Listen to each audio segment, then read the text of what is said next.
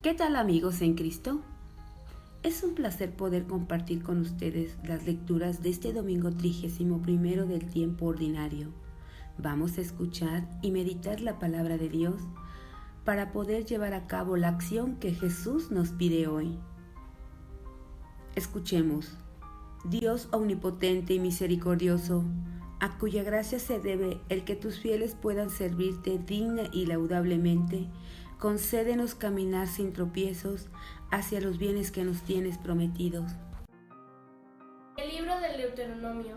En aquellos días habló Moisés al pueblo y le dijo: Teme al Señor tu Dios y guarda todos sus preceptos y mandatos que yo te he transmitido hoy, a ti, a tus hijos y a los hijos de tus hijos. Cúmplelos siempre y así prolongarás tu vida.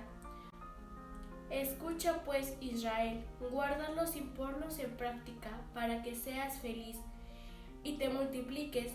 Así serás feliz, como ha dicho el Señor, el Dios de tus padres, y te multiplicarás en una tierra que emana leche y miel. Escucha, Israel, el Señor, nuestro Dios, es el único Señor. Amarás al Señor tu Dios con todo tu corazón, con toda tu alma, con todas tus fuerzas. Graba en tu corazón los mandamientos que hoy te he transmitido.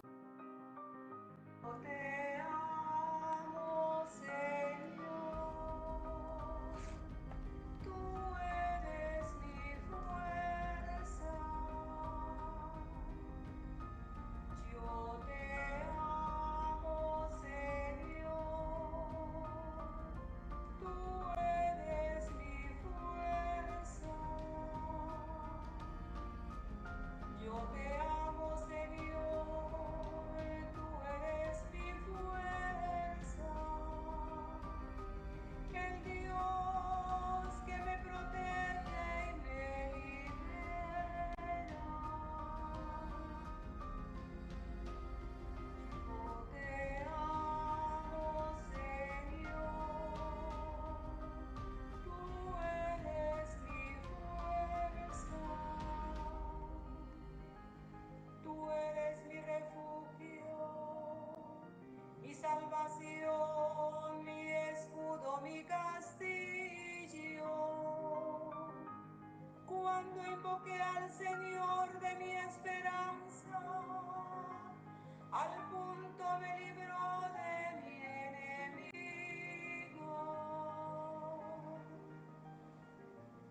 Yo te amo, Señor, tú eres mi fuerza.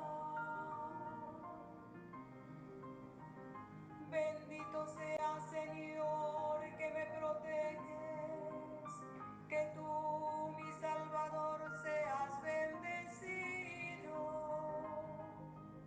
Tú concediste al Rey grandes victorias y mostraste tu amor a tu elegido.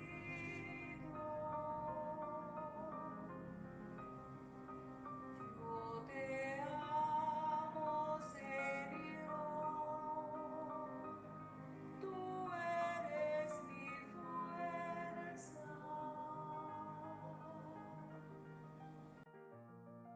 De la carta a los Hebreos. Hermanos, durante la antigua alianza hubo muchos sacerdotes, porque la muerte les impedía permanecer en su oficio. En cambio, Jesús tiene un sacerdocio eterno, porque Él permanece para siempre. De ahí que sea capaz de salvar para siempre a los que por su medio se acercan a Dios, ya que vive eternamente para interceder por nosotros.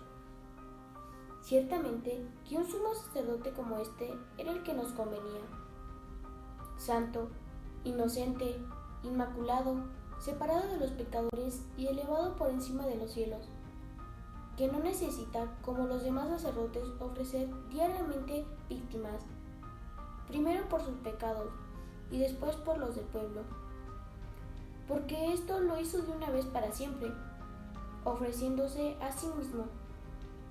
Porque los sacerdotes constituidos por la ley eran hombres llenos de fragilidades, Pero el sacerdote constituido por las palabras del juramento posterior a la ley es el Hijo eternamente perfecto. Del Santo Evangelio según San Marcos. En aquel tiempo uno de los escribas se acercó a Jesús y le preguntó: ¿cuál es el primero de todos los mandamientos? Jesús le respondió: el primero es: escucha, Israel, el Señor nuestro Dios es el único Señor. Amarás al Señor tu Dios con todo tu corazón, con toda tu alma, con toda tu mente y con todas tus fuerzas. El segundo es este: amarás a tu prójimo como a ti mismo. No hay ningún mandamiento mayor que estos. El escriba replicó: muy bien, maestro, tienes razón cuando dices que el Señor es único y que no hay otro fuera de Él, y que amarlo con todo el corazón, con toda el alma, con todas las fuerzas, y amar al prójimo como uno mismo, vale más que todos los holocaustos y sacrificios. Jesús, viendo que había hablado muy sensatamente, le dijo: no estás lejos del reino de Dios. Y ya nadie se atrevió a hacerle más preguntas. Meditemos para vivir lo que Jesús hoy nos enseñó. Hoy San Marcos nos transmite una serie de discusiones entre Jesús y estas autoridades religiosas. Algunas exegetas la denominaban controversias jerosolímitanas.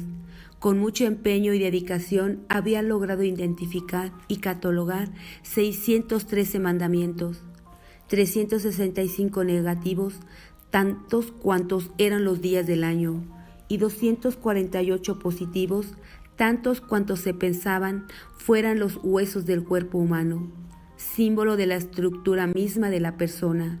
Sobre la jerarquía de estos preceptos se discutían acaloradamente y a veces rayando los confines de la neurótica. Por eso Jesús, ya estando en Jerusalén, su llegada coincide con un impacto violento y polémico con el ambiente religioso oficial del templo. Vino el Señor como doctor en caridad, rebosante de ella, compendiando como de él se predijo la palabra sobre la tierra, y se puso de manifiesto que tanto la ley como los profetas radican en los dos preceptos de la caridad. Recuerden conmigo, hermanos, estos dos preceptos. Esta confesión de fe en el único Dios es el precepto más importante, el fundamento de todos los mandamientos, el manantial del cual emana el mandamiento del amor a Dios y al prójimo. Era recitada por la mañana y por la tarde. El corazón, en el lenguaje simétrico, sintetiza todas las dimensiones de la existencia humana, las fuerzas emocionales y las racionales. Pues en efecto, tiene que serle en extremo familiares, y no solo venirles a la memoria cuando ahora se las recordamos, sino que deben permanecer siempre grabados en vuestros corazones. Nunca olviden que hay que amar a Dios y al prójimo, a Dios con todo el corazón, con toda el alma, con todo el ser, y al prójimo como a sí mismo. Este mismo amor incluye al prójimo, que debemos amar como a ti mismo. Es la verdadera medida del amor a Dios, a este mandamiento principal, todo particular, pues al amor no se le manda, sino que la persona se adhiere con alegría. La respuesta de Jesús nos da a entender cuál es la respuesta que quiere enseñar.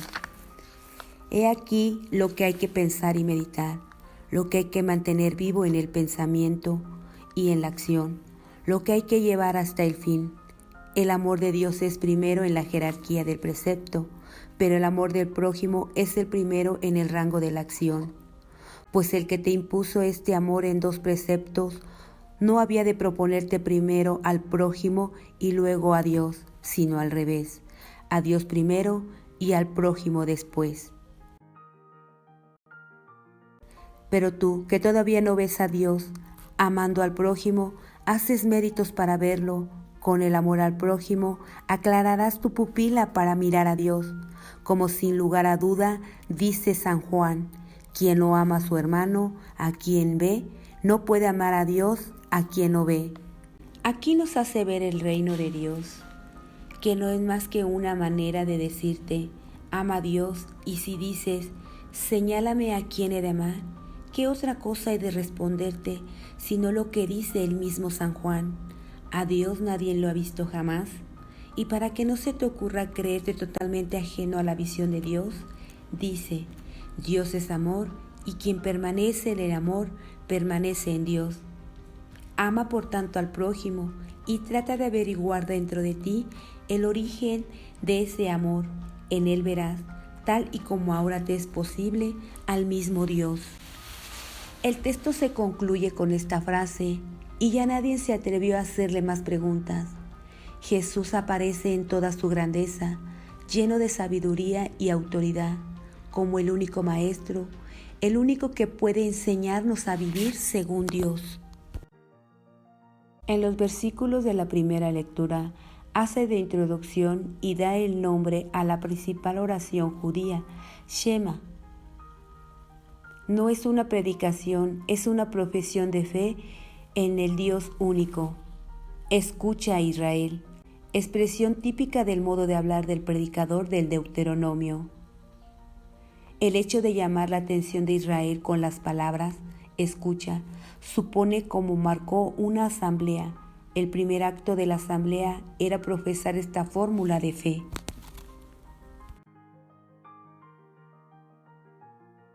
Gracias, hermanos.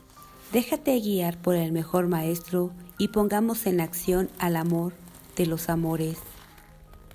Con un abrazo a distancia, el grupo de liturgia te dice: hasta la próxima. Dios te ama y te bendice.